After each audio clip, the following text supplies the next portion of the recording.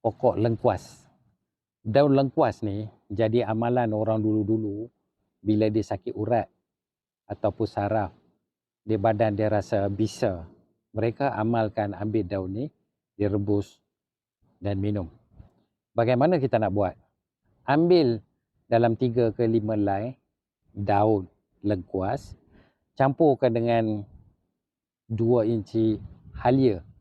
Letakkan halia sikit dan juga sedikit kunyit, serbuk kunyit. Kalau tak ada serbuk kunyit, letakkan kunyit hidup sedikit. Lalu kita rebus. 3 gelas air, jadikan 1 gelas. Amalkan minum 2 kali, pagi dan petang.